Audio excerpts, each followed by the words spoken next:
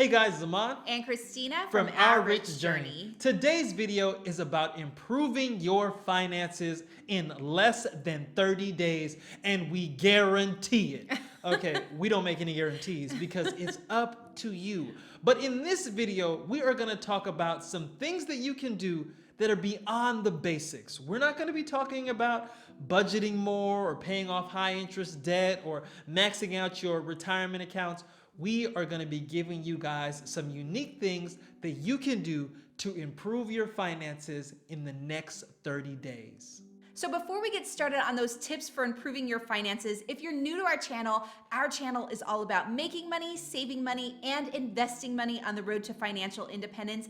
Aman and I were on that road for 8 years. We quit our jobs as government employees and we retired early. So if you're interested in that FIRE movement and financial independence, retiring early, or if you're just interested in learning ways to make, save, or invest more money, make sure you subscribe to our channel. But with that being said, let's start off with our tips on how to improve your finances in less than 30 days. And we're going to start off with the first tip, which is to increase your credit score.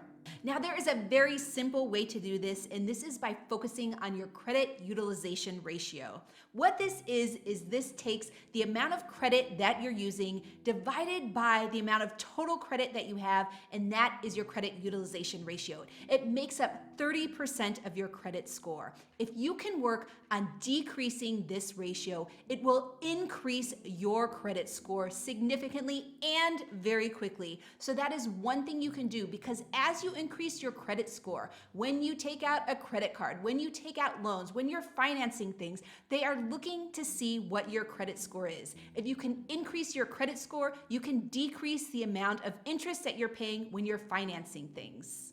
So we actually have an entire YouTube video dedicated to credit utilization and how important it is to increasing your credit score. Go check out that video. The next thing you can do is start to talk about money to any and everybody that you meet. This is something that Christina and I did on our journey towards financial independence, and we found that the more conversations that we had with people about money, the more ideas we had about improving our own personal finances.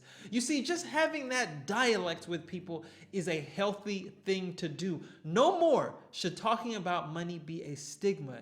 Instead, it should be a part of the normal conversation. So one thing I like about this and how it can improve your finances is the more that you talk about money, like Aman said, the more you normalize it. So you're talking with friends, with coworkers, with your partner. You're learning more ways to communicate about money. And this helps generate more ideas, not only about making and saving money, but ideas on how to better invest your money. The next thing is go back and look at all of your employer benefits. Not just your health plans or your 401k, but look at the other incentives that your employer may be providing for going back to school, for taking public transportation. All of these things are things that you can take advantage of and that might correlate to more money in your pocket. So in our case, when we were working, we had an extra benefit related to public transportation. If we were taking public transportation, we got reimbursed for it. So we definitely took advantage of that benefit. But there are other companies or other organizations that have different benefits. You may find that you have gym membership benefits available with the company that you work for, or maybe childcare benefits. So the more benefits that you can take advantage of, the more money you can save and the more money that you can in turn invest. Our next tip is to take on a negotiation attitude for all of your transactions. I mean, if you go to Starbucks, you should try to negotiate a little bit of extra coffee in your cup. But you should be looking at all of your transactions as whether or not it's an opportunity to negotiate something. So that means if you are starting a new job, you want to negotiate that starting salary, or maybe if you're already in a job, negotiate a raise, negotiate your rent, car rentals, credit card interest payments. There's so many things that you can negotiate down to lower rates or lower payments. And again, the idea is all about saving more so that you can invest more. So get used to working on your negotiating skills. Like Aman said, you can ask for more coffee. Start small if you feel comfortable starting small, but work your way up so that you are negotiating more and more and saving more and more. And I'm serious about that coffee thing because you go to Starbucks and they fill like half the cup up with coffee, and you're like, wait a minute, now I have to buy a larger coffee. Buy the small coffee, but tell them to fill it to the rim. You don't want room for cream.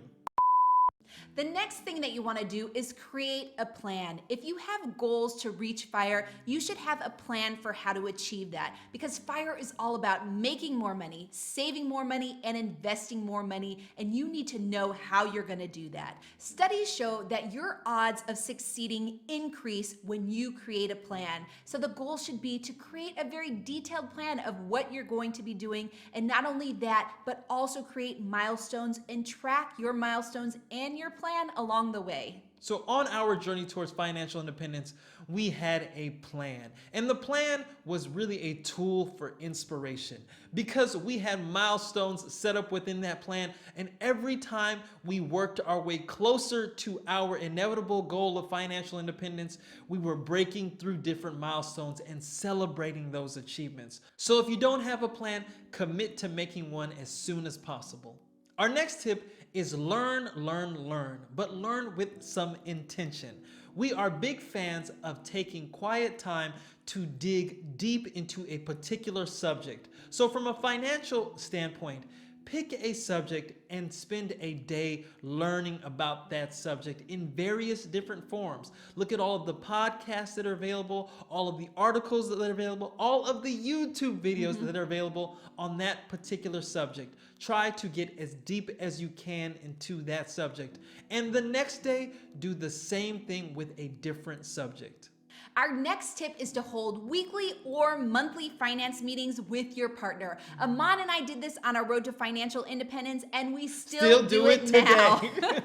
So it's very important to be on the same page with your partner. You want to understand what your goals are in terms of finances and how you're getting there. If you guys are on separate pages, you want to commit to getting closer on the same page as each other. The goal is to have these weekly or monthly meetings so that you and your partner can commit to improving your finances together.